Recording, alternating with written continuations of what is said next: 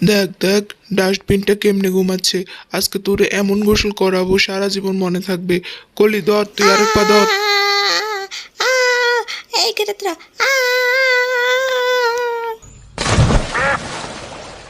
যাক, ময়লা আবর্জনা দূর হলো।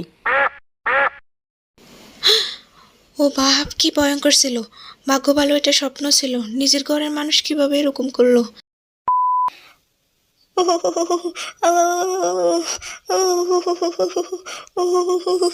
আপা, কিছু মনে করেন না, আপনার গায়ের এই কম্বলটা এত ময়লা, অনেক ময়লা হয়েছে, আজকে দিন ধুয়ে দেব।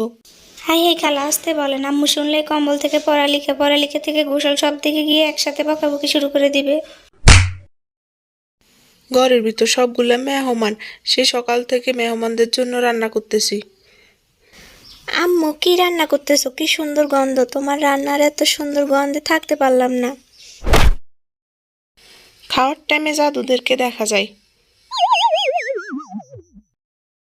কয়দিন ধরে গোসল করস না, তার মধ্যে নোংরা কম্বল একটা গায়ে দিয়ে ঘুরস। এর চেয়ে ভালো রাস্তায় গিয়ে বস, মানুষ তোরা আসি ভিক্ষে দিয়ে যাবে। আম্মু, এরকম করো কেন? সকাল সকাল একটু না বকা দিলেও তো পারো। চোখের সামনে থেকে দূর হ। আম্মু, শুধু একটু অনুমতি দাও, এই পেতনিটারে নিয়ে বুড়িগঙ্গাতে ফেলে দিয়ে আসি। আম্মু তো এখানে বসে আছে, কিভাবে আম্মুর সামনে দিয়ে হেঁটে আমার রুমে যাব? কি রে, তুই ওখানে দাঁড়িয়ে চোর মতো করস কেন? এখনো গোসল করস নাই? তোর বিয়ে দিলে যে কত বদনামি আসে, ওইটার অপেক্ষায় আছে শুধু। কই রে, আল্লাহর হস্তে ভিক্ষা দে, আল্লাহর হস্তে ভিক্ষা দে। রাতুল কই রে? কি আসছে একটু দেখ তো তাড়াতাড়ি। এই যে বুড়িমা, নেন। আল্লাহ যেন তোরে অনেক হায়াত দেয়, আমার হায়াতও যেন সব দূরে দেয়।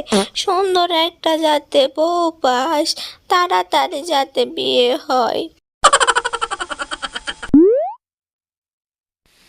বুড়িমা, আপনি তো এই শীতে কিছুই গায়ে দেন নাই। দাঁড়ান, আপনার জন্য একটা কিছু নিয়ে আসি।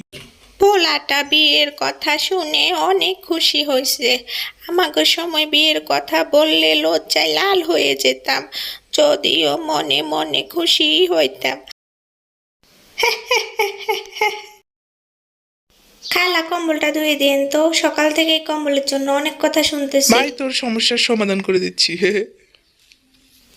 এই তারা বলছি, এই যে বুড়িমা, নেন। তুই আসলে অনেক ভালো ছেলে, তোর জন্য সব সময় দোয়া থাকবে। আহারে, এই শীতের মধ্যে উনি কিছুই গায়ে দেয় নাই। সত্যি উনি আমার এই কম্বলটা পেয়ে অনেক খুশি হয়েছে।